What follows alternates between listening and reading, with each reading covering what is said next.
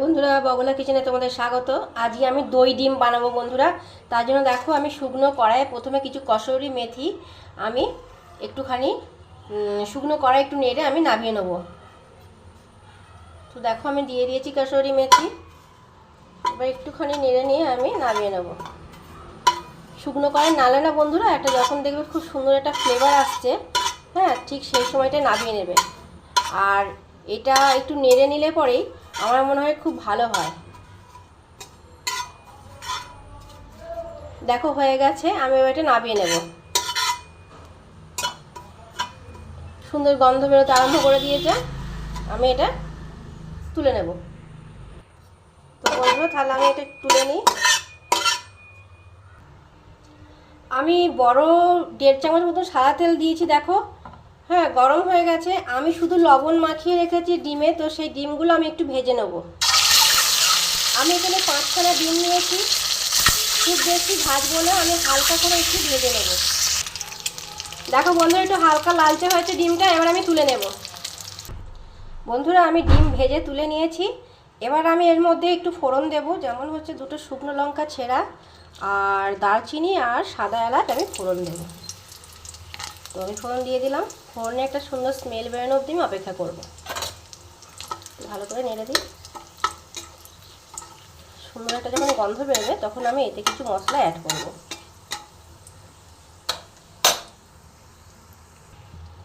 দেখো ফোড়নটা ভালো মতন ভাজা হয়ে গেছে, সুন্দর গন্ধ বেরোচ্ছে। আমি আদা রসুন পেঁয়াজ একটু পেস্ট করে রেখেছি, সেই পেস্টটা আমি এর মধ্যে দিয়ে দিচ্ছি। বন্ধুরা, আদা রসুন পেঁয়াজের মধ্যে পেঁয়াজটা একটা মাঝারি সাইজের একটা পেঁয়াজ দিয়েছি, আদা 1 ইঞ্চি মতন দিয়েছি, আর রসুন দিয়েছি আমি 4 কোয়া। আমি 5টা ডিমের জন্য আমি এইরকম পরিমাণে মশলা দিয়েছি। এবার মশলাটা একটু ভাজা ভাজা করে নেবো। বন্ধুরা, আমি স্বাদ মতো একটু লবণ দিয়ে দিলাম। তো দেখো মশলাটা বেশি একটু কষা কষা হয়েই গেছে।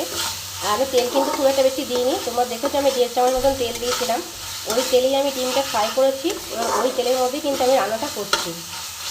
তো দেখো আমার মশলাটা ভাজা ভাজা হয়ে গেছে, খুব বেশি লালচে করবো না, এটা একটু সাদা সাদাই দেখতে হবে।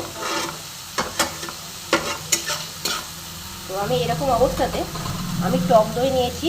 এই দেখো 1 বাটি মতন টক দই নিয়েছি। টক দইটা কিন্তু আমি একটু ফেটিয়ে রেখেছি, ভালো করে আমি দিয়ে দিলাম। সুন্দর করে ফেটিয়ে নিয়েছি।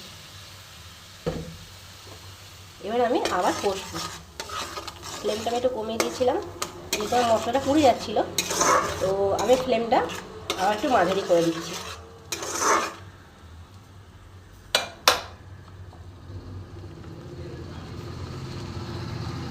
এটা আবার একটুখানি কষে নেবো।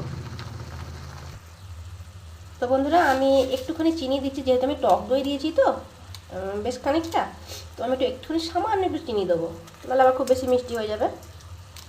আর টক দই দেওয়ার জন্য, ব্যালেন্স করার জন্য আমি চিনিটা দিলাম। তো দেখো বন্ধুরা, এবার আমি কিন্তু আমার ভাজা ডিমগুলো দিয়ে দেবো। মশলাটা একটু কষে এসেছে।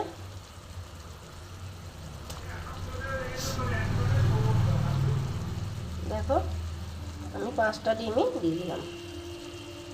তো দিয়ে দিলাম। এবার আমি কি করবো বন্ধুরা, আস্তে আস্তে এটাকে নাড়বো।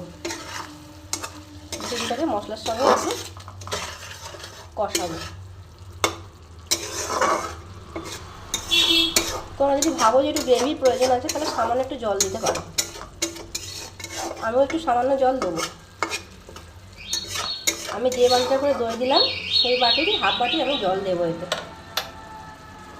তবে কিছুক্ষণ হোক বন্ধুরা, ডিমটাও মশলার সঙ্গে একটু কষা হোক, তারপরে আমি জলটা দেবো।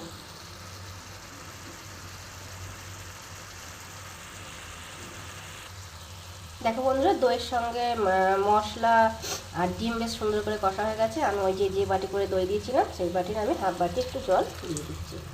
এই বাটি করে আমি দইটা দিয়েছিলাম, তাই জলটা একটু দেখতে ঘোলা ঘোলা লাগলো তোমাদের।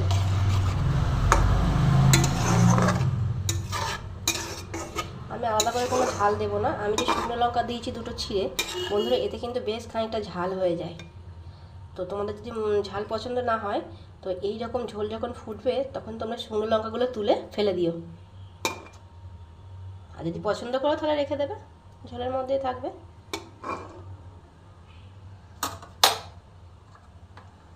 তো দেখো আর একটুখানি ফুটে গেলেই আমার কিন্তু রান্না হয়ে যাবে।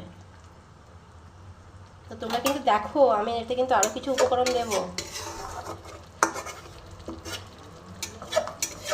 ফুটে যাওয়ার পরে কিন্তু আমি আরও কিছু উপকরণ দেবো এর মধ্যে। দেখো একটু হোক।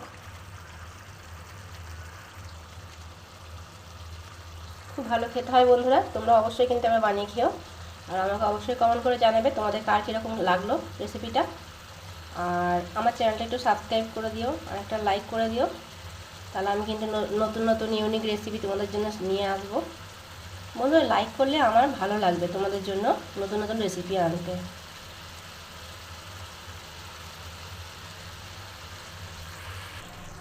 তো বন্ধুরা দেখো, আমি জল দেওয়ার পরে কিন্তু বেশ খানিকক্ষণ ফুটিয়ে নিয়েছি। হ্যাঁ, এবার আমি দেবো একটা জিনিস, যেটা হচ্ছে আমি প্রথমে যে শুকনো কড়াইতে ওই কসুরি মেথি আমি একটুখানি নেড়ে নিয়েছিলাম, তোমরা দেখেছো। তো সেই মেথিটা আমি হাতে করে দেখো আর একটু গুঁড়ো করে নিয়ে আমি এর মধ্যে ছড়িয়ে দিলাম। এতে কী হয় বন্ধুরা, গন্ধটা কিন্তু আরও সুন্দর আসে। তো দিয়ে দিলাম। তো বন্ধুরা, আমার ইয়োগার্ট এগ কারি বা দই ডিম একদম কমপ্লিট। আমি গ্যাসটা বন্ধ করে দিচ্ছি। এটা ভাত, রুটি, পরোটা সবের সাথেই ভালো লাগে খেতে বন্ধুরা। একটু অন্যরকম লাগে, তবে খেতে খুব সুন্দর হয়। আর এটা কিন্তু বেশি ঝোল হয় না। গ্যাসটা বন্ধ করে দিই, তাহলে ঝটপট তোমরা বানিয়ে ফেলো। তাহলে আজকে এই পর্যন্ত বন্ধুরা, আমি গ্যাস বন্ধ করে দিয়েছি। দেখো কেমন দেখতে হয়েছে। তাহলে আবার দেখা হচ্ছে নতুন রেসিপির সাথে। তোমরা সকলে ভালো থেকো। বাই।